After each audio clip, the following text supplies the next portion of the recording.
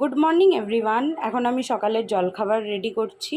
এটার মধ্যে দেয়া হয়েছে ডিম, দুধ, অরিগ্যানো আর একটু ধনেপাতা আর স্বাদমতো লবণ। তোমরা চাইলে কিন্তু এটার মধ্যে লঙ্কা কুচিয়ে দিতে পারো, আবার পেঁয়াজ কুচিয়েও দিতে পারো। আজকে যেহেতু তাড়াহুড়ো লেগে গেছে, এখানে তেল গরম বসিয়ে দিয়েছি। আর এই যে কালকের একটুখানি ব্রেড রয়ে গেছে, এই ব্রেডটা দিয়েই করবো টিফিনটা। দারুণ হয় কিন্তু খেতে এটা। চলো, দিদির এদিকে অফিস আছে, তো এখন আমি রেডি করে দিই ওর জন্য টিফিনটা। ওর জন্যই তাড়াহুড়ো লেগে গেছে। রুটিটাকে এরকম করে ডুবিয়ে নিয়ে জাস্ট এই তেলে ছেড়ে দিতে হবে। আবার একটা এরকম করে নিয়ে, অরিগ্যানো দেওয়াতে না এত স্বাদ হয় কি বলবো, খুবই টেস্ট হয়।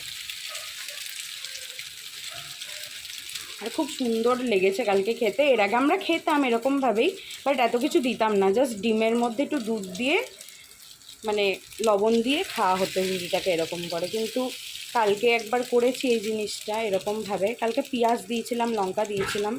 আজকে শর্ট টাইমের জন্য আমি এরকমভাবেই করছি।